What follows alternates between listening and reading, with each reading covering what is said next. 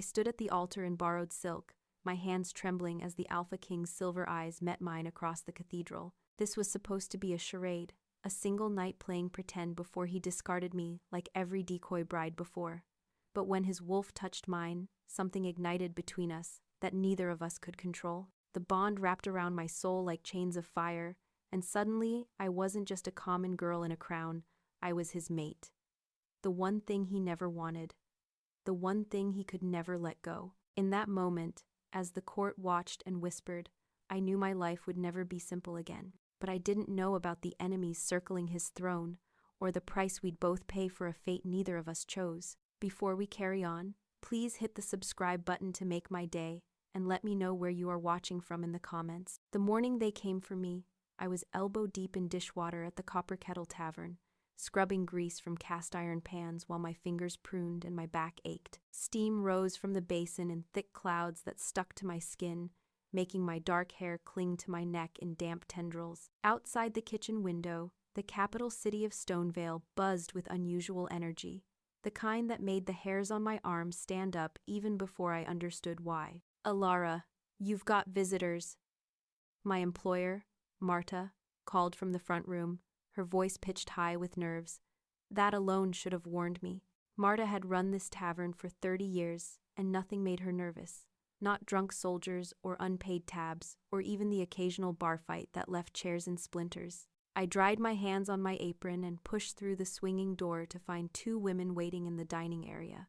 They wore the royal household's livery, deep purple trimmed with silver thread, that caught the morning light streaming through the windows. One was older, her gray hair swept into an elegant knot, her posture so perfect it made my spine hurt just looking at her. The other was younger, maybe 5 years older than my 22, with sharp eyes that assessed me like I was a horse at market. Elara Vance? The older woman asked, though her tone suggested she already knew the answer. That's me. I was acutely aware of my stained apron, my rough hands, the smell of cooking grease that clung to my clothes no matter how much I scrubbed. These women smelled like rosewater and power. I am Lady Constance, head of the royal household. This is my assistant, Margot. You have been selected for a great honor. Her words were formal, rehearsed, but her eyes held something else. Pity, maybe, or warning. My stomach dropped. I knew what this was about. Everyone in Stonevale knew. The Alpha King needed a bride for the lunar binding ceremony, an ancient tradition that required him to take a mate under the full moon to solidify his power and connection to the pack. But King Rowan Steele was notoriously unwilling to actually choose a Luna. He'd made it clear to his council that he had no interest in sharing his throne or his life. So he did what kings do when they want to satisfy tradition without committing to it. He selected decoy brides, common girls, nobodies, who would stand beside him for one night and then be dismissed with a purse of gold and a firm instruction to disappear. I don't understand, I lied, because part of me hoped I was wrong. Why me? The ceremony is tonight, Lady Constance continued, ignoring my question. The king requires a bride to complete the ritual. You fit the necessary criteria, unmated, of age, wolf blood in your veins, even if you've never shifted. That last part stung. I'd never shifted, never felt my wolf wake, despite coming from a line that supposedly carried the gift. My parents had died when I was young, leaving me with nothing but vague memories and the certainty that I was lesser than true wolves. I could feel the pull of the moon, sense other wolves when they were near, but that was the extent of my abilities. I was wolf enough to qualify for the king's charade, but not wolf enough to matter. What if I refuse? I asked, though I already knew the answer. You won't. Margot spoke for the first time, her voice crisp. The king's gold will set you up for life. One night of discomfort in exchange for wealth beyond anything you'd earn in 10 years, scrubbing pans. Most girls would kill for this opportunity. Most girls don't know it's a lie, I said quietly. Lady Constance's expression softened slightly. The ceremony is real, the binding is real. What happens after is the king's business. But you will be compensated generously for your service. Service, as if I were polishing silver instead of playing dress up as queen for a night. But she was right about one thing. I needed the money. I needed it desperately. The tavern barely paid enough to cover my tiny room in the boarding house, and winter was coming. I'd been saving for months just to afford a decent coat. "When do we leave?" I asked, hating how my voice shook. "Now." They swept me out of the copper kettle before I could even remove my apron properly, bundling me into a carriage with velvet seats and gold fixtures that probably cost more than everything I'd ever owned combined. Marta stood in the doorway watching me go, her face pale. She didn't wave. The ride to the palace took less than an hour, but it felt like crossing into another world. The cobblestone streets of the lower city gave way to broad avenues lined with ancient oak trees, their branches forming canopies overhead that filtered the sunlight into golden patterns.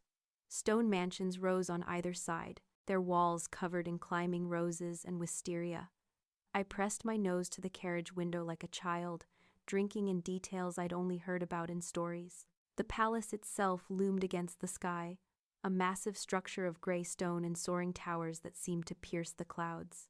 Banners bearing the king's crest, a silver wolf against a black field, flew from every turret.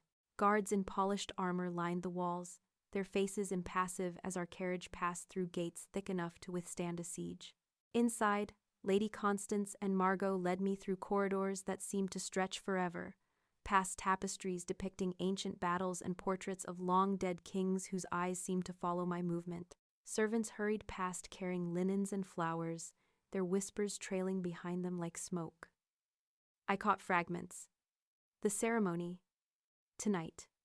Another decoy. Poor thing. They brought me to a suite of rooms that took my breath away. The bedroom alone was larger than the entire tavern kitchen, with a 4-poster bed draped in midnight blue silk and windows that overlooked the palace gardens. A fire crackled in the hearth despite the mild weather, chasing away the chill that had nothing to do with temperature. "Bathe," Lady Constance instructed, gesturing to a door that led to a washing room with a copper tub already filled with steaming water. "Margot will attend to your hair and dress. The ceremony begins at moonrise." "Will I meet the king before then?" I asked, surprised by how much I wanted the answer to be yes. I'd seen King Rowan from a distance once, during a royal procession through the city.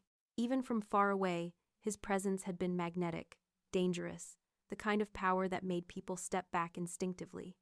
I'd felt the pull of it in my bones. "No," Lady Constance said firmly. "The first time you see each other will be at the altar. It's tradition."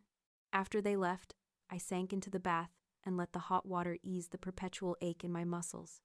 Rose petals floated on the surface, releasing a sweet scent that mixed with something else, something herbal that made my skin tingle. I scrubbed away the grease and sweat, watching dirt swirl down the drain until the water ran clear. When I finally emerged, my skin was pink and soft, unrecognizable. Margot returned with an efficiency that bordered on ruthless. She attacked my hair with combs and oils, taming the wild curls into an elaborate style that left tendrils framing my face. The dress she produced was breathtaking, white silk that shimmered with silver thread, cut to fit like it had been made for me. Which it probably had been. The king's household would have my measurements from some source I didn't want to think about. "You're prettier than the last one," Margot said as she fastened the final clasp. "Maybe he'll keep you a few days instead of just one night." "That's not funny." "Wasn't meant to be." She met my eyes in the mirror. "Word of advice, don't fall for him. Kings don't marry girls like us, no matter what fairy tales say. Take the gold and run."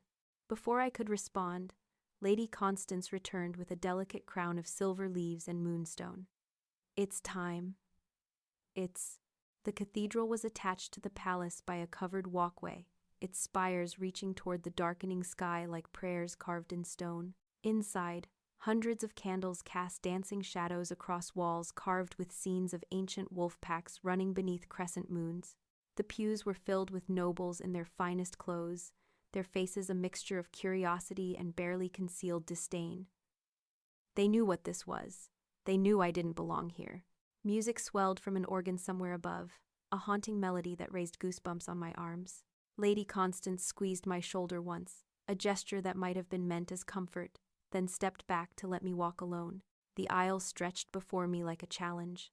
I forced my feet to move, keeping my chin up even as whispers rippled through the crowd. My dress rustled against the stone floor, the train trailing behind me like a river of moonlight. Candles flickered in iron sconces, their flames bending toward me as I passed, as if drawn by something I couldn't name. And then I saw him. King Rowan Steele stood at the altar in black ceremonial robes edged with silver, his dark hair swept back to reveal a face that would have been beautiful if it weren't so cold. He was tall, broader through the shoulders than I'd realized, with the kind of presence that made everything else in the room fade to background noise. But it was his eyes that stopped my breath, silver like moonlight on water, ancient and knowing, and completely shuttered against emotion. He watched me approach with no expression at all, as if I were a piece of furniture being delivered, as if this meant nothing. Something in my chest twisted painfully. Margot was right. Don't fall for him. I reached the altar, and the officiant, an elderly wolf with ceremonial scars marking his face, began the ritual in a language so old I only caught one word in three. The gist was clear enough, though. Binding. Pack. Forever. All lies, at least for me. Rowan took my hand when instructed, his skin warm against mine, calloused in a way that surprised me. Kings weren't supposed to have working hands. His touch sent a jolt through my arm that I told myself was just nerves. "Do you accept this bond?" the officiant asked him in the common tongue. "I do." His voice was deep, resonant, completely empty of feeling. "And you?" The officiant turned to me. This was my last chance to run, to refuse, to walk away from this farce with my dignity intact, even if my pockets stayed empty. But I thought of winter coming, of my drafty room, of Marta's pitying face. I thought of the purse of gold Lady Constance had promised. "I do," I whispered.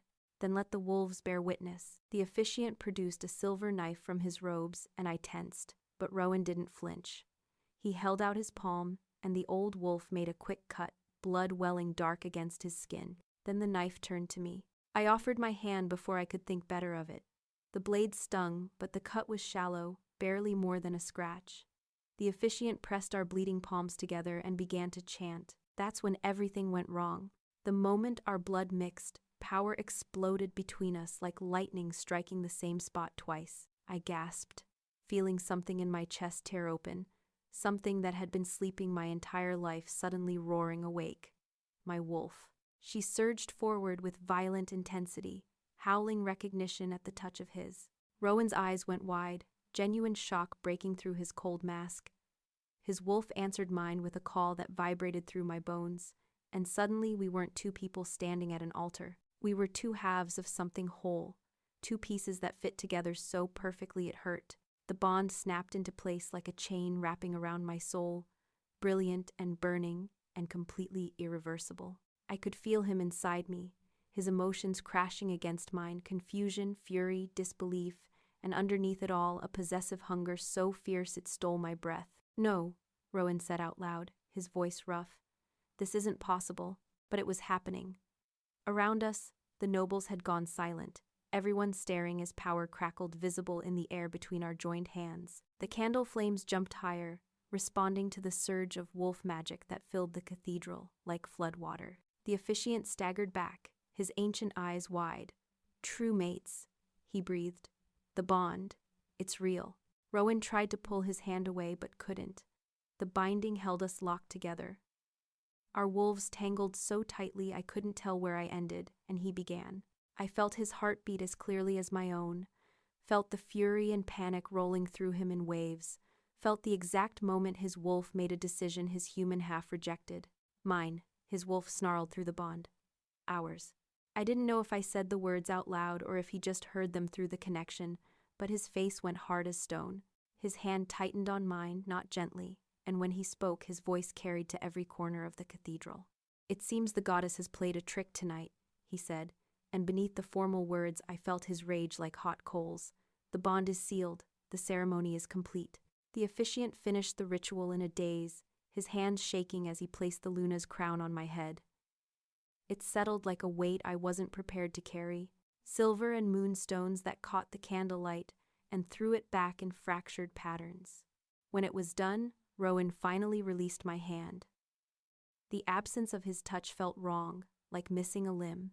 Through the bond, I felt his revulsion at that sensation, his desperate wish to sever the connection that now tied us together.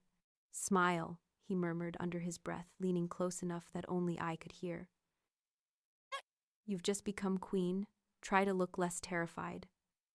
"I wasn't supposed to become queen," I shot back, matching his forced smile with one of my own. "This wasn't part of the deal." "No," he agreed, his silver eyes cold despite the heat of the bond between us. "It wasn't." The feast afterward was torture. We sat beside each other at the high table while nobles paraded forward to offer congratulations that rang hollow. They hadn't expected a true bond any more than Rowan had. I was supposed to be gone by morning, replaced by another decoy next full moon. Instead, I wore the Luna's crown and felt every eye in the hall weighing whether I deserved it. Rowan didn't speak to me unless forced by protocol. He smiled and nodded at the well-wishers, played the role of satisfied king. But through the bond, I felt his turmoil like a storm raging beneath calm water. He hadn't wanted this, hadn't wanted me. The bond was a chain he resented with every fiber of his being. "You'll need to eat something," Lady Constance said quietly from my other side, having taken the seat of honor beside the new Luna. "You're pale." I looked down at my untouched plate, rich foods I'd only dreamed of, roasted duck and honeyed vegetables and fruits out of season. My stomach turned. "I'm not hungry. Eat anyway. They're watching." She was right. The nobles stared with barely concealed fascination, waiting to see how the common tavern girl handled herself, waiting for me to use the wrong fork or spill wine down my dress. I forced myself to take a bite of duck, to chew and swallow despite the way it stuck in my throat.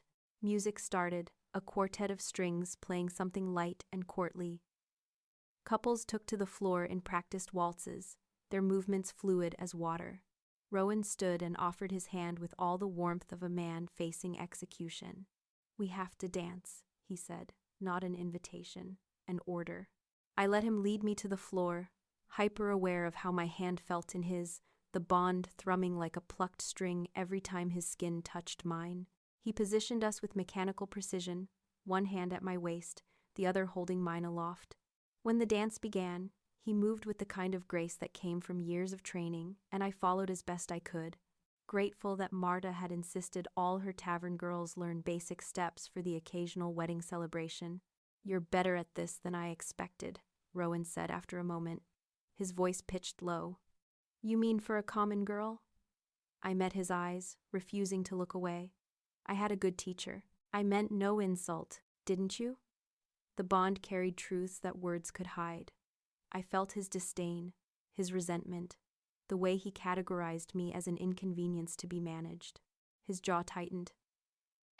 "This situation is complicated.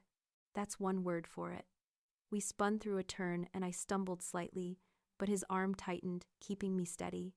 "I didn't want this any more than you did." "Then we're in agreement." His eyes were like chips of ice. "This bond, it changes nothing. You'll have rooms in the palace, a title, whatever you need. But don't mistake a twist of fate for something more." The words stung even though I'd expected them. "You're saying I'm queen, in name only?" "I'm saying I won't be forced into something neither of us chose. The bond exists, we can't change that, but we can choose how we respond to it. By ignoring it?" My wolf snarled inside me, hating his rejection. "By pretending we don't feel this?" "Yes." The word was flat, final. "That's exactly what we'll do." The music ended and he released me immediately, stepping back like I'd burned him. Through the bond, I felt his relief at the broken contact, his desperate need for distance. It hurt more than it should have. "I'll have Lady Constance show you to your rooms," he said formally, the king addressing his subject. "You must be exhausted." It was a dismissal. On our wedding night, he was sending me away. "Of course, Your Majesty." I managed a curtsy despite the way my hands shook, spite giving me strength. "Wouldn't want to keep you from your regular evening activities." Something flickered in his eyes, surprise maybe, but he buried it quickly. "Good night, Lady Elara." Not my queen, not even my wife, just Lady Elara, a title that meant nothing. I let Lady Constance guide me from the hall, feeling Rowan's gaze on my back the entire way. The bond stretched between us like a rope pulled taut, aching with distance.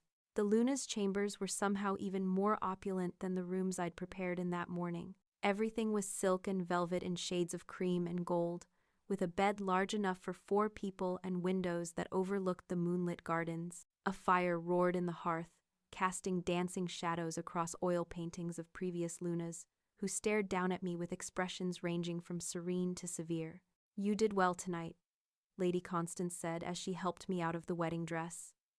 My hands were shaking too badly to manage the tiny buttons myself. "I don't feel like I did well. I feel like I ruined everything." "You didn't ruin anything. The bond chose you. That's not something you control." She hung the dress carefully, smoothing wrinkles from the silk. "King Rowan, he's a complicated man. He hates me. He hates the loss of control. There's a difference." She turned to face me, her expression softer than I'd seen it. "The king has been alone a long time, by choice. He's built his entire rule on not needing anyone, not depending on anyone. The bond threatens that. So what am I supposed to do? Just wait for him to decide I'm worth acknowledging? You're supposed to be yourself and survive. The court won't make this easy for you." That proved truer than I could have imagined. The next morning, I woke in the massive bed, feeling the sun on my face and Rowan's presence at the far edge of the bond, distant but undeniable. He was in another part of the palace, probably had been all night, but I could sense him like a compass pointing north. Margot arrived with breakfast and news. "The Queen Mother wants to see you." My stomach dropped.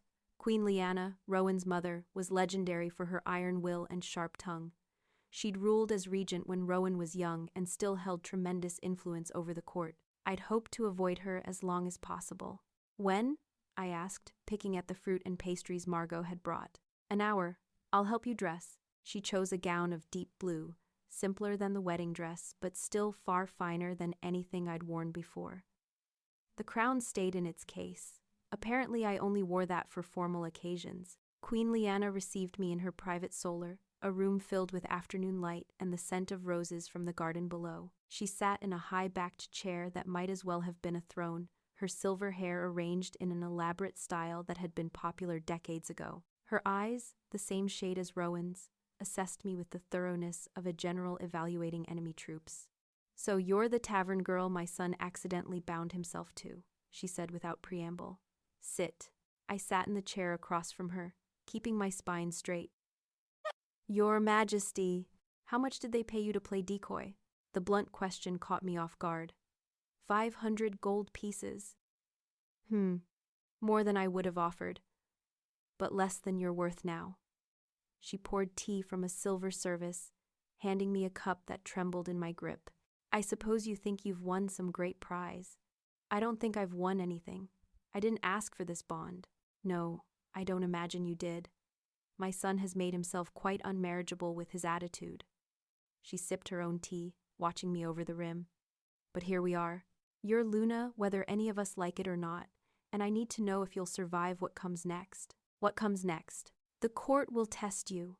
They'll whisper that you trapped him, that you used magic or trickery to forge a false bond. They'll watch for any mistake, any sign you're not worthy of the crown." Her eyes hardened.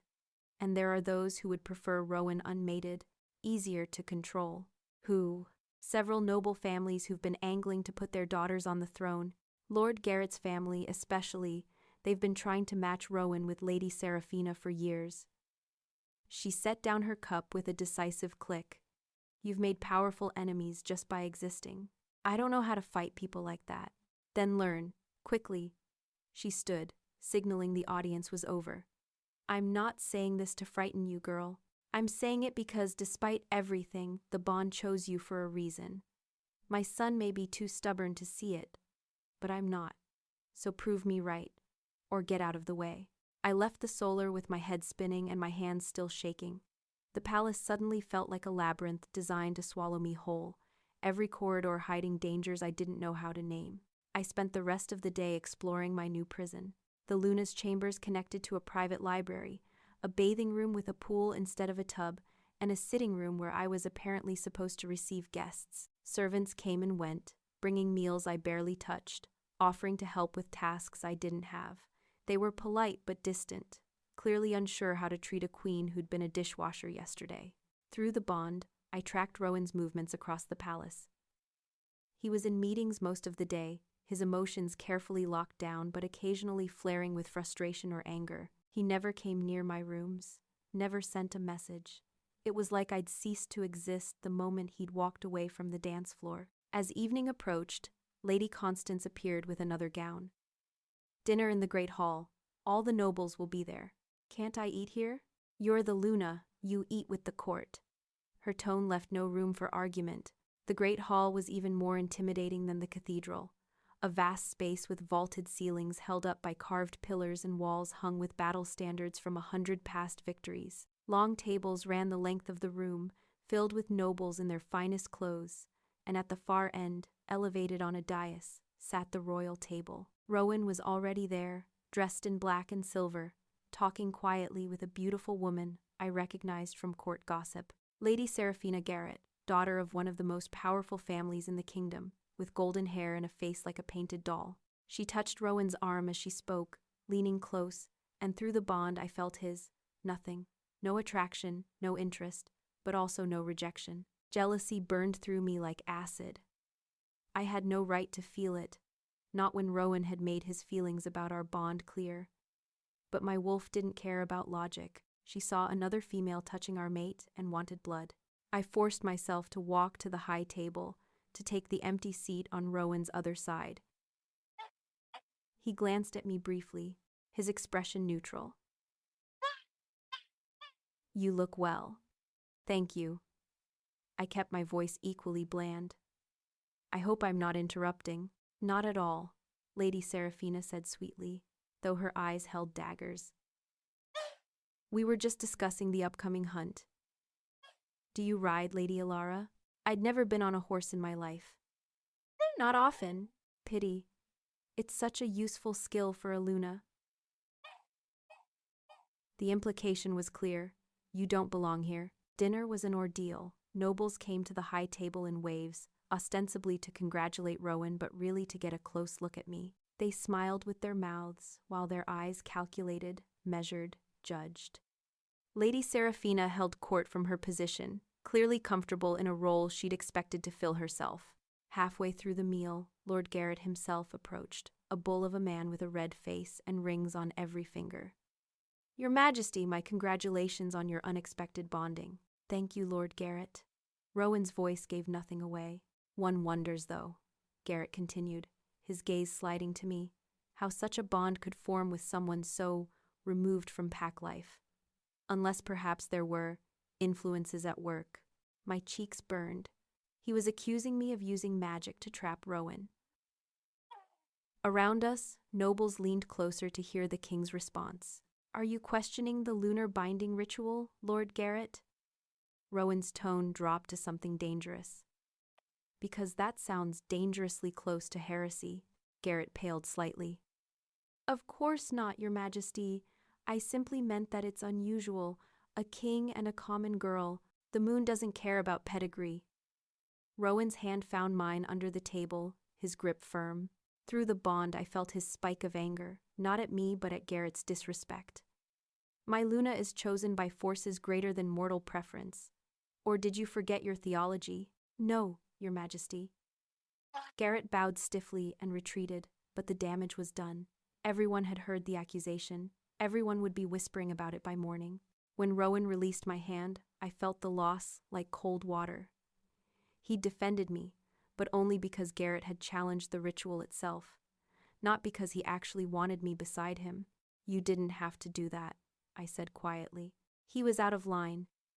Rowan's eyes remained fixed ahead. Whatever my personal feelings, you're Luna. That demands respect. Personal feelings. As if the bond between us was nothing but a political inconvenience. I excused myself before dessert, unable to stomach another moment of hostile smiles and veiled insults. The walk back to my chambers felt endless, my feet aching in the delicate shoes Margot had chosen. I wanted my old boots, my old life, anything but this gilded cage. A figure stepped from the shadows as I reached my door, making me gasp. It was a man I didn't recognize, older, with a scar running down one cheek and eyes that held something calculating. "Forgive the intrusion, my lady. I'm Gareth Vale, the king's spymaster." He bowed, graceful despite his rough appearance. "I wanted to speak with you privately." "About what?" "About staying alive." He glanced down the corridor to ensure we were alone. "You've walked into a nest of vipers, Lady Elara. There are people in this palace who would see you dead before accepting a common girl as Luna." My breath caught. "Who?" "The Garrett family, obviously. But also Lord Fenwick's faction. They had their own candidate, and there are whispers of something worse, old families who want the throne itself."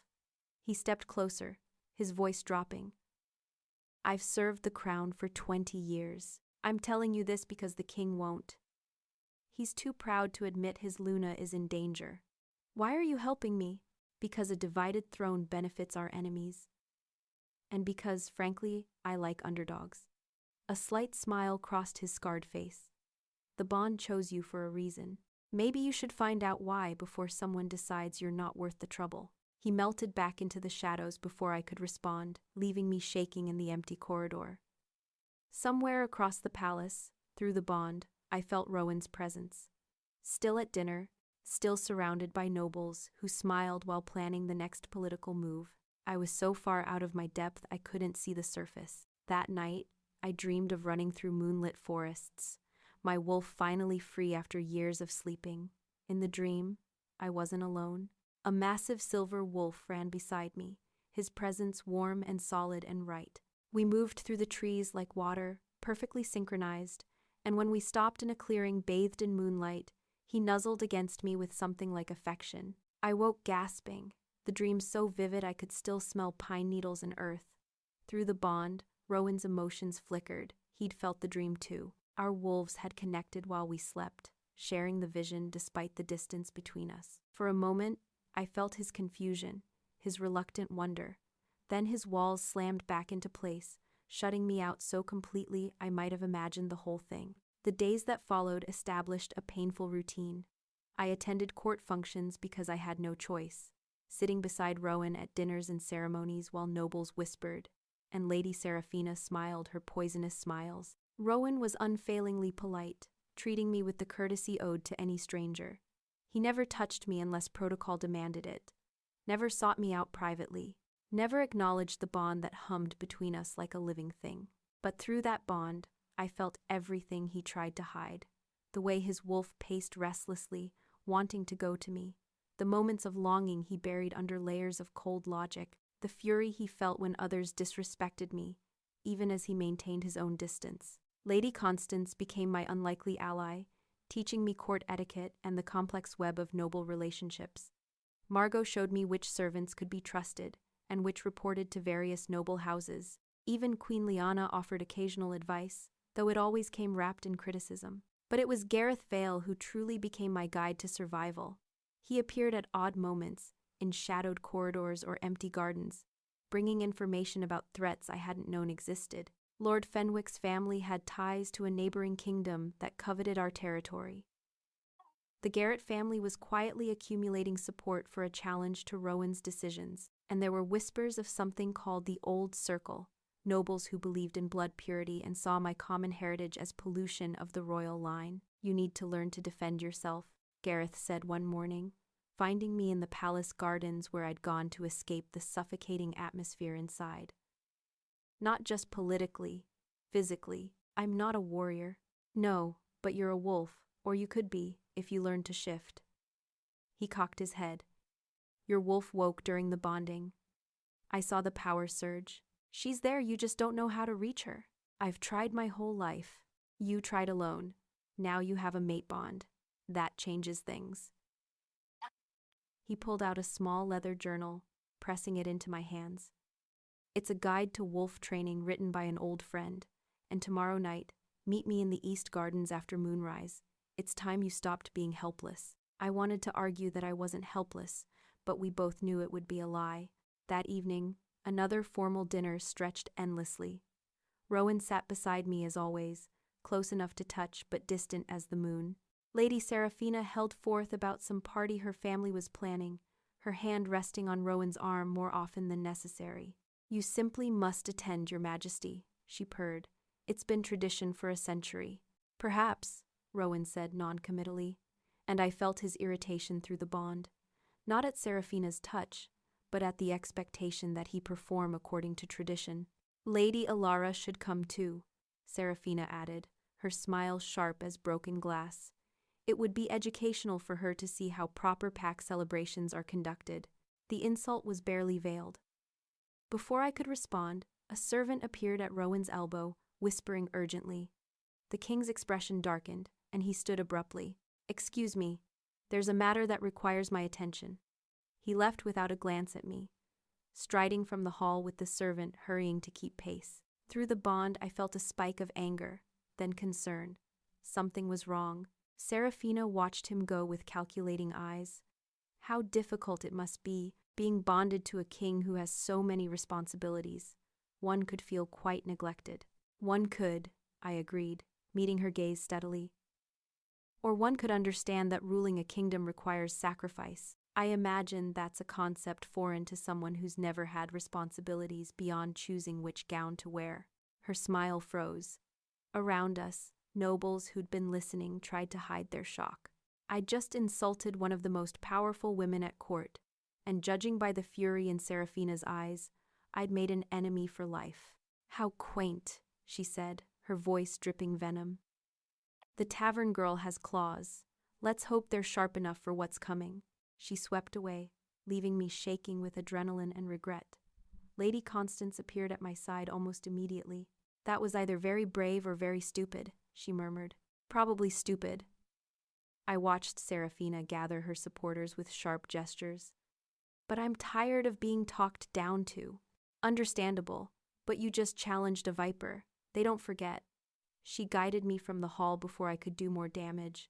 Come, you look exhausted. I was exhausted, but sleep felt impossible with Rowan's emotions churning through the bond. Whatever the servant had told him, it was serious. I felt his rage building, then a cold determination that scared me more than the anger. Around midnight, he finally returned to the palace.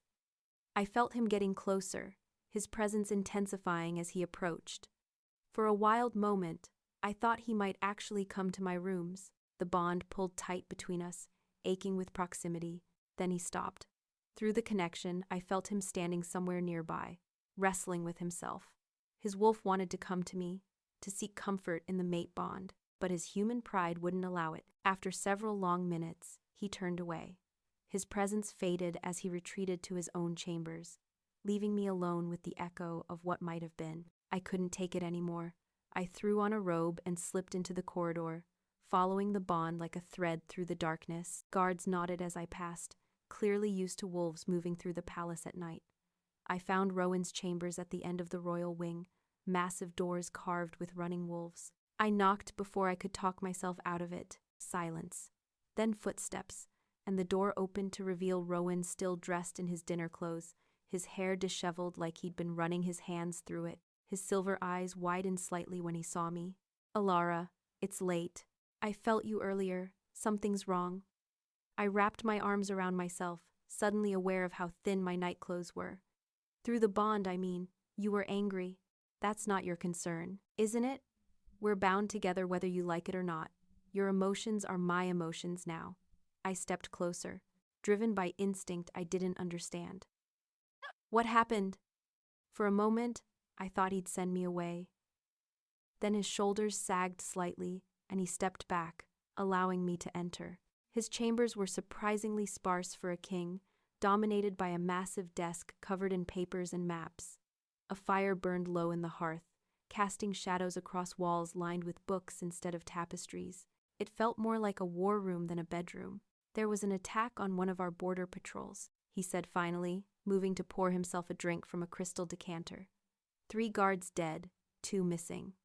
The survivors reported wolves they didn't recognize, wearing no pack markings. My blood went cold. Possibly, or mercenaries hired by someone who wants to test our defenses. He drained the glass in one swallow. Either way, it's a message. Someone is moving against us. Who? That's what I intend to find out. He set down the glass with controlled precision, but I felt his fury thrumming through the bond. This kingdom has been stable for a decade. Now, within days of our bonding, we face attacks. The timing is suspect. You think it's connected to me. I think it's connected to the instability a sudden, unexpected Luna creates. Those who oppose your position may see this as an opportunity. He finally looked at me directly, his eyes haunted. This is why I didn't want a mate. A king alone is a fortress. A king with a weakness is vulnerable. The words struck like a physical blow. Is that what I am to you? A weakness? You're a liability I didn't choose and can't remove. He turned away, staring into the fire. The bond makes you a target. Anyone who wants to control me, hurt me, will come for you first. Then teach me to defend myself. Stop treating me like I'm made of glass. You're a common girl who's never shifted, never trained to fight. What do you expect me to do? Expect more. I crossed the room to stand beside him, forcing him to look at me. I may have been a tavern girl, but I survived in this city alone since I was 15. I know how to fight, just not the way wolves do. And my wolf did wake during the bonding. She's there. I just need help reaching her. Something flickered in his expression. Surprise, maybe, or reluctant respect. Who told you that? Your spy master. He offered to train me. Gareth did? Rowan's eyebrows rose. That's interesting. Why? Because Gareth doesn't do anything without calculating the political implications. If he's helping you, it's because he believes you're worth the investment. He studied me with new intensity. Or because he knows something I don't. Maybe he just thinks I'm more useful alive than dead. Maybe. Rowan moved to his desk, shuffling through papers with distracted efficiency. If Gareth is training you, then you'll need proper equipment. I'll have the Royal Armory send what you need, and you'll want clothes more suitable for combat than silk gowns. It wasn't acceptance, exactly, but it was acknowledgement, a crack in the wall he'd built between us. Thank you, I said quietly. Don't thank me, just don't die. He glanced up, his eyes meeting mine with uncomfortable directness. Despite what you may think, I don't want you hurt, because it would weaken you politically, because the bond would make me feel your death, and I have enough nightmares. The admission seemed to cost him something. The mate bond isn't just about sharing emotions. If one dies, the other feels it, experiences it. I've seen wolves go mad from losing their mates. The implication hung between us. No matter how much he resented the bond, he was trapped by it as surely as I was. We were chained together by fate, and the only way to break free would destroy us both. I should go, I said, the moment suddenly too intimate for the distance Rowan insisted on maintaining. It's late. Elara. He stopped me as I reached the door, his voice rough. What you said to Lady Seraphina tonight, I heard about it. My cheeks burned. I probably shouldn't have. No, you probably should have. She's been insufferable for years, convinced we'd eventually marry. The corner of his mouth quirked in something that might have been a smile. She needed to understand that position is filled, even if you don't want it to be. The almost smile faded. Want has nothing to do with it. The bond exists. You're my Luna. Anyone who can't accept that will face consequences. It wasn't a declaration of affection, but coming from Rowan, it felt like progress. I left his chambers with hope flickering in my chest despite my better judgment. The next night, I met Gareth in the East Gardens as instructed. He'd chosen a spot far from the palace, hidden behind high hedges and ancient oak trees that blocked the moonlight into fractured patterns. He wasn't alone. A woman waited with him, tall and lean with scars crossing her dark skin and eyes that assessed me like a predator evaluating prey. This is Rhiannon, Gareth introduced, best tracker in the kingdom and the one who taught me everything I know about survival. She's agreed to help train you. Can you shift? Rhiannon asked without preamble.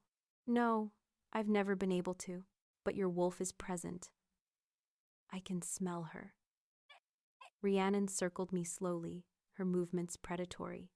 She's young, untrained, like a child who's never walked. You've been suppressing her your whole life. I didn't mean to. Doesn't matter. What matters is whether you're willing to do what it takes to reach her. Rhiannon stopped in front of me. Shifting for the first time is painful. Your bones will break and reform. Your skin will tear. Most wolves have parents or pack to guide them through it, but you'll have to do it alone. Still interested? I thought of Rowan calling me a liability, of Lady Seraphina's poisonous smiles, of the enemies gathering in shadows, waiting for me to fail. Yes, I said firmly. Whatever it takes. Good. Rhiannon's smile was sharp. Then let's begin. She started with meditation, teaching me to sink into the space where my wolf waited.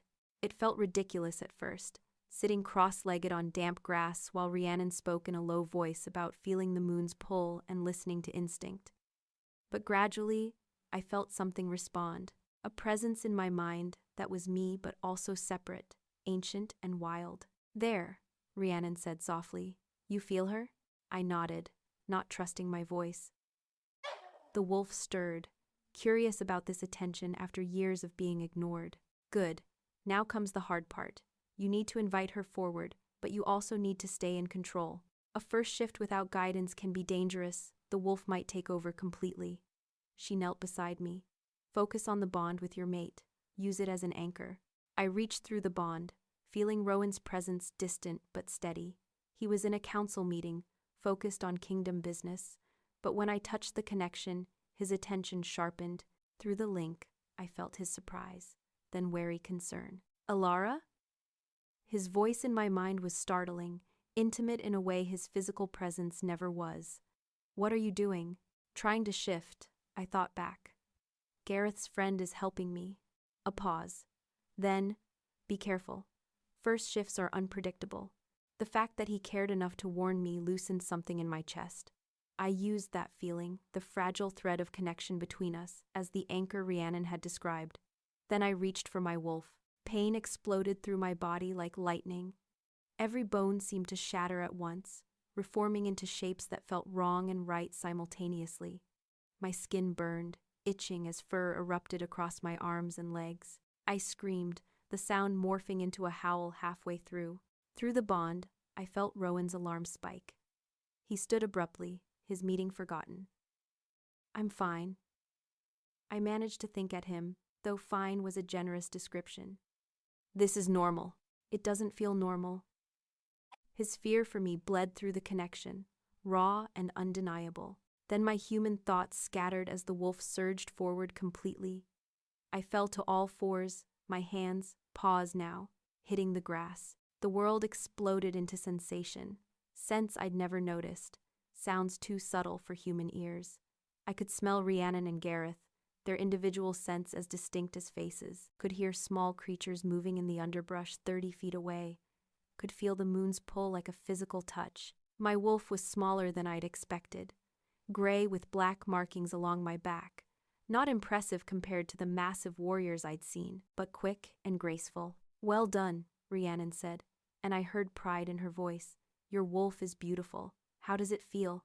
I tried to respond and only managed a yip. My wolf had no idea how to speak. That's normal. Communication comes with practice. She shifted herself, her form flowing into a russet wolf nearly twice my size. Come, let's run. Your wolf needs to stretch her legs. We ran through the gardens and into the forest beyond, Rhiannon leading while Gareth followed in human form. My wolf reveled in the freedom, muscles stretching, air rushing past. Everything felt more vibrant, more alive. I understood why wolves treasured this form, and through it all, I felt Rowan's presence in my mind, his shock at feeling my shift through the bond, his reluctant awe at the sensation of my wolf's joy, his inability to stay in his meeting while his mate experienced something so profound. Eventually, we circled back to the gardens. Rhiannon shifted back to human form with practiced ease, and I tried to follow. The shift back was easier, my body remembering its original shape. I collapsed onto the grass, naked and shaking, while Gareth diplomatically turned away, and Rhiannon wrapped me in a cloak she'd brought for this purpose. You did well, she said. Most wolves black out during their first shift. You maintained awareness throughout. It was incredible. My voice was hoarse from screaming. I felt Everything. That's the gift. And the curse. She helped me stand on wobbling legs. Your wolf will want to come out more now that she's tasted freedom. You'll need to practice shifting until it's as natural as breathing. Gareth and I can meet you here every night. Thank you. I meant it with my whole heart. For the first time since the bonding, I felt like I had some measure of control over my fate. When I returned to my chambers, I found Rowan waiting in the sitting room. He stood by the window, tension radiating from every line of his body. He turned when I entered, his silver eyes blazing. You shifted. It wasn't a question. Yes. I clutched the cloak tighter, suddenly aware of how I must look, disheveled, exhausted, still slightly wild from the wolf. I felt it through the bond, everything you felt. He crossed to me in 3 strides, his hands gripping my shoulders. Not gently, but not rough either. Do you have any idea how dangerous that was? First shifts without pack support can be fatal. Rhiannon knew what she was doing. Rhiannon isn't your mate. If something had gone wrong, I would have felt you die. His grip tightened. I was in the middle of a council meeting when your pain hit me like a knife. Do you know how that looked? The king gasping and clutching his chest while discussing border defenses? I'm sorry, I didn't think about that. No, you didn't think.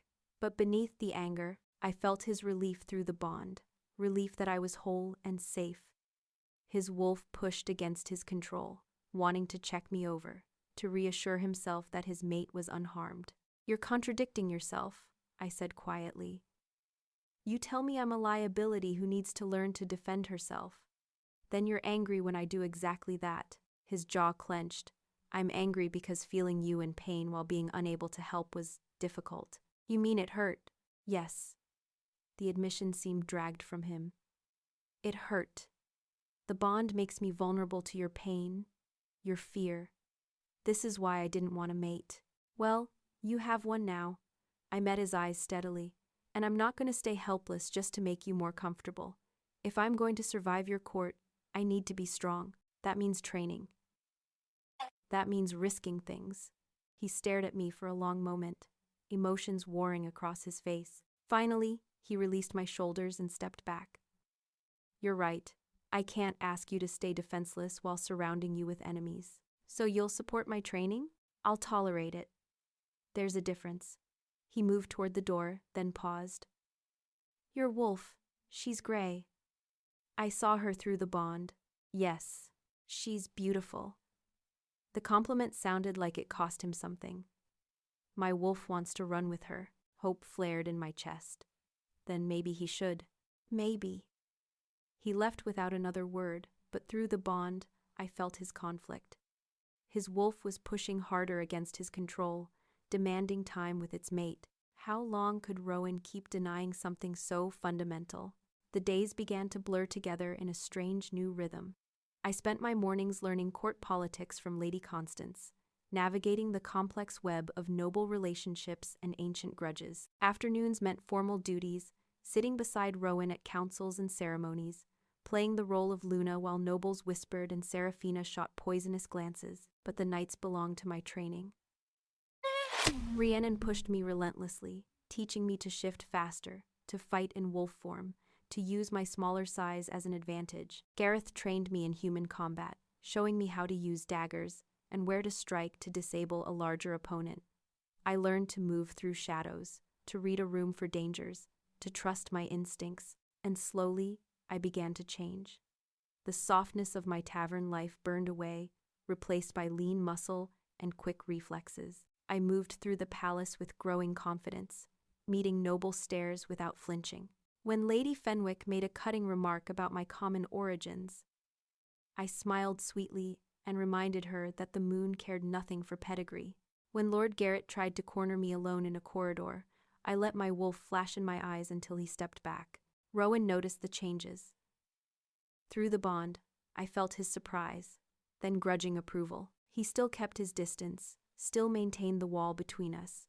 But sometimes I caught him watching me with something that looked almost like curiosity, as if I'd become a puzzle he couldn't quite solve. The trouble came during the hunt, an annual tradition where the court gathered to pursue game through the royal forest. It was meant to be sport, a way for wolves to exercise their natural instincts in controlled conditions. But Gareth had warned me it often became an opportunity for political maneuvering, for accidents in the chaos of the chase. Stay close to the king, he'd advised.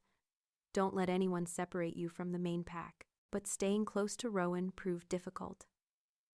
The hunt began at dawn, nobles gathering in the courtyard in hunting leathers and excited chatter. Rowan shifted into his wolf form, a massive silver beast that made my own wolf look like a puppy by comparison. His presence commanded immediate respect, other wolves giving him a wide berth even as they circled eagerly. I shifted carefully, still unused to the transformation despite weeks of practice. My gray wolf emerged with more grace than before, and I shook out my fur, acclimatizing to the heightened senses. Through the bond, I felt Rowan's attention focus on me. His wolf wanted to go to mine, to run beside her, as he'd admitted wanting. But propriety held him back. A king didn't single out one wolf during a pack hunt. The horn sounded and the hunt began, dozens of wolves streaming into the forest in a river of fur and fang. The game was large deer, their scent laid as a trail for us to follow. My wolf rejoiced in the chase, legs eating up ground as we wove between ancient trees. The pack moved as a fluid unit, individual wolves working together instinctively, but gradually I realized something was wrong. The pack was spreading out, smaller groups breaking away to pursue side trails, and I was being subtly separated from the center, nudged by larger wolves toward the edge of the hunting formation. I tried to correct course, but a russet wolf blocked my path. Then another came from the other side. I recognized neither of them, though their scents carried the marker of noble families. They were herding me away from the others, away from safety. Panic spiked through me, and through the bond, I felt Rowan's instant response. "Where are you?" East side, being separated, I thought back, hoping he could sense my direction. "Stay still, I'm coming." But the wolves weren't giving me that option. They drove me deeper into the forest, away from the sounds of the main hunt. When we reached a small clearing, they shifted back to human form. I recognized them now, 2 younger sons from the Garrett family, Theron and Marcus. "Shift," Theron ordered, his voice hard. "We want to talk." I considered refusing, but fighting in wolf form against 2 trained warriors would be suicide. I shifted back, immediately disadvantaged by nakedness while they wore hunting leathers. I wrapped my arms around myself, trying to maintain some dignity. "The Luna of the realm," Marcus sneered, circling me slowly. "Or should we say, the pretender? Everyone knows you trapped the king with forbidden magic. The bond chose us. I had nothing to do with it." "Liar." Theron moved closer, his eyes cold. "Common girls don't become queens without cheating. You're a stain on the throne, and it's time someone removed you." Fear turned my mouth dry, but I forced myself to stand straight. "Touch me and the king will have your heads." "Will he? Or will he thank us for solving his problem?" Marcus grinned nastily. "Everyone knows he can't stand you. Poor cursed king, trapped by fate with trash for a mate. We'd be doing him a favor. He won't see it that way. Maybe not publicly, but privately?" Theron shrugged. "Accidents happen during the hunt all the time. A tragic mauling. The king would be free to choose a proper Luna, someone like Lady Seraphina. She put you up to this. Lady Seraphina has many admirers who want to see her take her rightful place." Marcus shifted back into wolf form, his intention clear. Nothing personal, just politics. I shifted as fast as I could, but Marcus was faster. He hit me like a battering ram, his larger wolf slamming into mine and sending us both rolling. Pain exploded through my side where his claws raked fur and skin. Through the bond, I felt Rowan's fury ignite like wildfire. "Hold on," his voice roared in my mind. "I'm almost there," but almost wasn't good enough. Marcus's jaws snapped near my throat and I twisted away, Rhiannon's training the only thing keeping me alive. I was faster, more agile, but he was so much bigger. Theron circled in human form, ready to join if needed. I ducked under Marcus's next lunge and went for his legs, my smaller size letting me dart in where he couldn't easily reach. My teeth found flesh and he yelped, stumbling. But then Theron shifted too, and suddenly I faced 2 large wolves with murder in their eyes. They came at me from both sides. I dodged one set of jaws only to feel the other wolf's teeth close on my hind leg. I screamed, the sound coming out as a pained howl. Blood splattered the grass, dark against green. Then a silver fury exploded into the clearing. Rowan's wolf was magnificent and terrifying, easily twice the size of Marcus or Theron.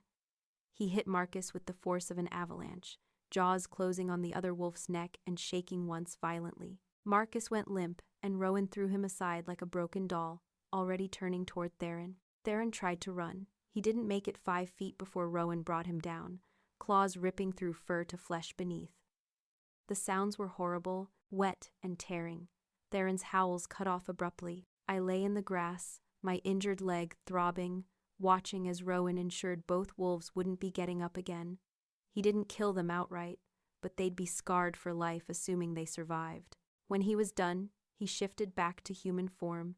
Blood splattered across his naked chest, his silver eyes blazing with an emotion I'd never seen from him before. Rage. Pure, incandescent rage. He crossed to me in 3 strides, dropping to his knees beside my wolf form.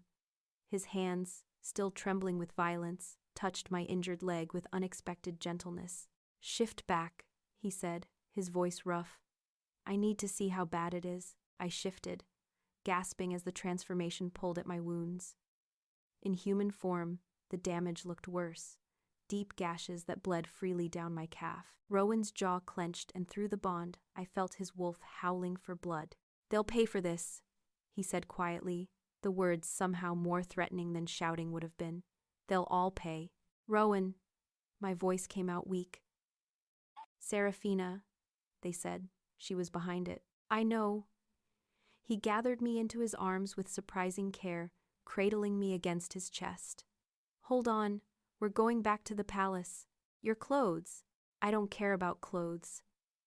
He started walking, carrying me as easily as if I weighed nothing. Behind us, Marcus and Theron groaned weakly, still in wolf form, probably too injured to shift back. They attacked my mate. The entire kingdom will know what happens to those who make that mistake. My mate. He'd said it out loud, acknowledged it finally. Through the bond, I felt his walls crumbling, the careful control he'd maintained for weeks shattering under the weight of his protective fury. Other wolves appeared as we reached the edge of the clearing, drawn by the commotion. They took in the scene, the blood, the injured nobles, their naked king carrying his equally naked Luna. Whispers rippled through the gathered crowd. "Someone fetch the healers to the palace," Rowan commanded, "and send guards to collect the garret whelps. They're to be held in the dungeons pending trial." "Trial for what, your majesty?" one noble dared to ask. "Attempted murder of the Luna." Rowan's eyes swept the crowd with cold precision. "Anyone who has a problem with that can join them." No one spoke. The gathered wolves parted like water as Rowan carried me through them, his stride never faltering. I clung to his neck, trying to ignore the pain radiating from my leg and the stares of dozens of nobles. Back at the palace, Rowan took me directly to my chambers, shouting for healers as he laid me on the bed. Servants scattered to obey, and within minutes, the room filled with physicians carrying bags of herbs and bandages. The head healer, an elderly woman named Marin, took one look at my leg and tisked. "Wolf bites. They'll scar, but she'll heal clean if we treat them properly." She began cleaning the wounds with something that burned like fire, making me bite back a scream.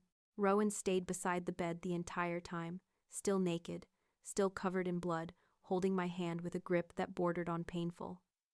Through the bond, I felt his guilt like acid. He blamed himself for this, for not protecting me better. "It's not your fault," I managed through gritted teeth as Marin stitched the worst gash. "Isn't it?" I knew there were threats. "I should have kept you closer during the hunt. You can't watch me every moment. I can try." His thumb rubbed circles on the back of my hand, the gesture unconscious. "This never should have happened. I've been so focused on maintaining distance, on not acknowledging the bond, that I made you vulnerable." "Rowan." "No, let me finish."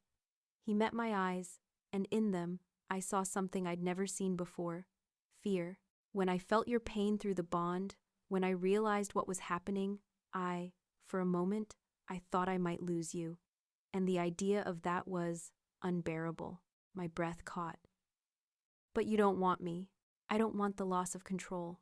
I don't want the vulnerability. But you? His hand tightened on mine. You, I've wanted from the moment the bond snapped into place. I've just been too stubborn and too afraid to admit it. Marin finished her work and straightened, tactfully ignoring the emotional moment she was witnessing. Keep the leg elevated for a few days. No shifting until the wounds close properly. And for heaven's sake, Your Majesty, go bathe. You're getting blood on the silk. Rowan looked down at himself as if just remembering his state. A faint flush crossed his cheeks. Right. Yes. There are bathing rooms in the Luna's chambers, I said softly. If you don't want to go all the way back to your wing, something flickered in his eyes. Are you inviting me to stay? I'm saying you probably shouldn't walk through the palace naked. But we both knew that wasn't what I meant. He stood, still holding my hand. I'll bathe, but I'm not leaving, not tonight. While Rowan cleaned himself, servants brought clean clothes and fussed over me, piling pillows under my injured leg and bringing food I couldn't taste. Lady Constance appeared, her face pale. The whole court is talking, she said quietly. About the attack, about the king carrying you back. About how he reacted. How bad was it? For the Garrett family? Catastrophic. Rowan's already ordered their assets frozen pending investigation. If it's proven that Serafina orchestrated the attack, the entire family could lose their lands. She sat on the edge of the bed. You've won, Elara. Whether you meant to or not. This doesn't feel like winning. No. But it's the beginning of acceptance. The court sees that the king will protect his Luna with lethal force. That changes everything. When Rowan returned, clean and dressed in simple clothes borrowed from somewhere, he dismissed everyone from the room. The door closed behind the last servant, and suddenly we were alone, truly alone, for the first time since the wedding night. He settled into a chair beside the bed, close enough to touch. How's the pain? Better. Marin gave me something for it. I studied his face, looking for the cold mask he usually wore. It was gone, stripped away by the day's violence. Thank you for saving me. I should have prevented it from happening in the first place. Rowan, you can't control everything. Not even kings have that power. I can try. He leaned forward, elbows on his knees. I need to tell you something. About why I've been the way I've been. You don't have to. I do. He took a breath. My father, the previous king, he had a true mate. My mother, they were bonded young, and by all accounts, they were happy. But being king, it made him vulnerable. His enemies learned that the fastest way to hurt him was through her. I waited, sensing there was more. When I was 15, there was an uprising, a faction of nobles who wanted to seize the throne. They couldn't defeat my father in open combat, so they took my mother hostage. His voice went flat, emotionless in the way that meant he was feeling too much. They tortured her, sent him pieces, fingers, teeth, proof she was still alive and suffering. Oh gods. He went mad with it. The mate bond made him feel every moment of her pain, and it broke something in him. He launched a brutal campaign to get her back, sacrificing hundreds of soldiers in reckless assaults. Rowan's hands clenched into fists. By the time we rescued her, she was gone. Not dead, but destroyed. She never spoke again, never recognized any of us. The healers said her mind had fractured under the torture. Rowan, I'm so sorry. My father followed her into madness within a year. He became paranoid, violent, seeing enemies everywhere. The council had to remove him for the good of the kingdom. He finally looked at me, his eyes haunted. I was 16 when I took the throne, and I swore I would never let myself be vulnerable that way. Never give anyone the power to destroy me through someone I loved. Understanding crashed through me. That's why you fought the bond, why you've been keeping distance. I thought if I didn't acknowledge it, if I didn't let myself care, I could avoid my father's fate. He laughed bitterly. But today proved that's impossible. The moment I felt you in danger, nothing else mattered.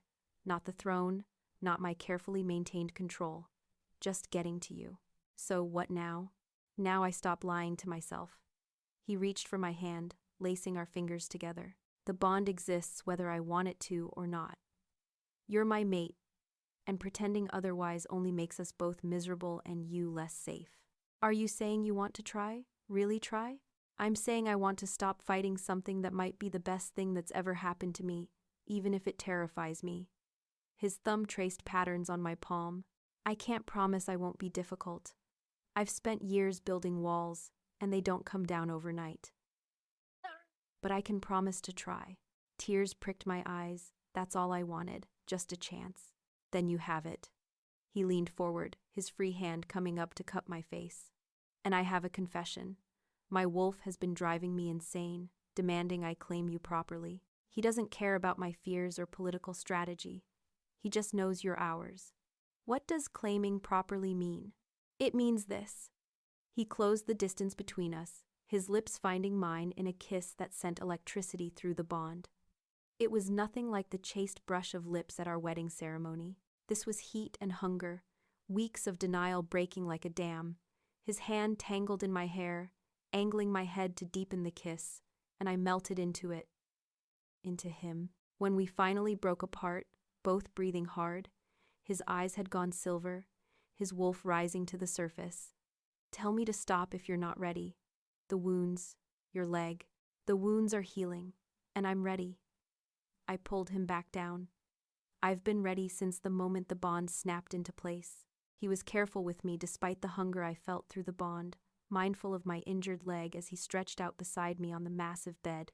We moved together slowly, learning each other, the bond magnifying every touch until the pleasure was almost overwhelming. When he finally claimed me completely, marking me as his in the way wolves did, the bond blazed so bright I thought we might both burn up from it. Afterward, we lay tangled together, my head on his chest, his arms wrapped around me like he was afraid I might disappear. Through the bond, I felt his contentment, his satisfaction, and underneath it all, the fierce, possessive love he'd been denying for weeks. I love you, I whispered, the words slipping out before I could stop them. He stiffened slightly, and I braced for rejection. But then his arms tightened, pulling me closer. I know, he said quietly. I've felt it through the bond, and it terrifies me because I love you too, and that gives the world power to hurt me. Or it gives us power to face the world together. Perhaps. He pressed a kiss to the top of my head. We'll find out. The trial of the Garrett conspirators took place a week later, once my leg had healed enough to walk. The throne room was packed with nobles, all of them eager to see justice or hoping for scandal. Rowan sat on his throne with me beside him, in the Luna's seat, a position I'd never occupied before. The message was clear. We were united now. Theron and Marcus were brought in first, still bearing the scars of Rowan's attack. They confessed everything under questioning, implicating Lady Seraphina as the architect of the plot. When she was dragged in, her golden hair disheveled and her face pale, the court gasped. You stand accused of conspiracy to murder the Luna, Rowan said, his voice carrying through the hall. How do you plead? I did nothing wrong, Seraphina spat, her composure cracking. She's not worthy of the crown. Everyone knows it. I would have been a proper Luna, born to the role, trained for it. Instead, you chose a common tavern girl who trapped you with magic. The bond chose, Rowan corrected coldly. And you just confessed to the conspiracy with your own words. Seraphina's face went white as she realized her mistake. The sentence for attempting to murder a member of the royal family is death, Rowan continued. But I'm minded to be merciful. You'll be stripped of your title and lands. Your family will be exiled to the border territories. You'll spend the rest of your life knowing you threw away everything for jealousy. It was a devastating sentence, and from the gasps around the room, everyone knew it. Seraphina was led away screaming threats that devolved into sobs. Let this be a lesson, Rowan said, his silver eyes sweeping the assembled nobles. My Luna is chosen by forces greater than mortal opinion. Any who move against her move against me, and I am not a forgiving king. The court bowed as one, acknowledging the new reality. That night, we hosted a feast to celebrate what Rowan called the beginning of a new era. It was the first event where we appeared as a true bonded pair, and the difference was palpable. Rowan kept me close, his hand finding mine regularly, the bond between us visible in the way we moved together. Nobles who'd sneered at me weeks ago now bowed with genuine respect. Lady Constance found me during a break in the dancing. "You've done it," she said warmly. "The impossible tavern girl who won the king's heart. I didn't win anything. The bond chose us. Perhaps, but you chose to fight for it when most would have run." She squeezed my hand. "Your parents would be proud." The words brought unexpected tears. I'd spent so long alone, so long thinking I didn't matter, that being told I'd done something worthy felt almost overwhelming. Rowan appeared at my side, sensing my emotion through the bond. "Dance with me," he murmured, leading me to the floor before I could argue. This time, when we danced, there was no awkwardness or distance. We moved together like we'd been doing it for years, the bond synchronizing our steps perfectly. Around us, other couples stopped to watch their king and queen, and for once, the whispers were admiring instead of cruel. "I have something for you," Rowan said as the music slowed. He pulled a small box from his pocket, opening it to reveal a ring of white gold set with a massive moonstone. It was my grandmother's. She was a commoner too, though no one remembers that now. She married my grandfather for love, and they say it was the happiest the kingdom has ever been. He slipped the ring onto my finger, and it fit perfectly, catching the candlelight and throwing rainbow patterns across my hand. "I know I've been difficult," he continued, his voice low enough that only I could hear. "I know I've hurt you with my distance and my fear, but I'm done running from this, from us. You're my mate, my queen, and I intend to spend the rest of our lives proving you are worth every moment of terror loving you brings." I stood on my toes to kiss him, not caring that the entire court was watching. "I love you too, even when you're impossible and stubborn and afraid. Especially then," he corrected with a slight smile, the first real smile I'd seen from him since the wedding. The months that followed were not easy. There were still nobles who resented my common origins, still threats from enemies who saw our bond as a weakness to exploit. But we faced them together, Rowan finally allowing himself to lean on me as I leaned on him.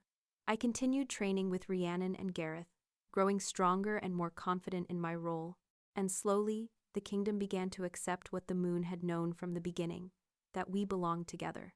On the anniversary of our bonding, Rowan took me to the cathedral where it had all begun. We stood at the same altar, but this time, there were no crowds, no political theater, just us and the officiant who'd witnessed our accidental binding. "I want to do this again," Rowan said, taking my hands. "Not because we have to, but because I choose it.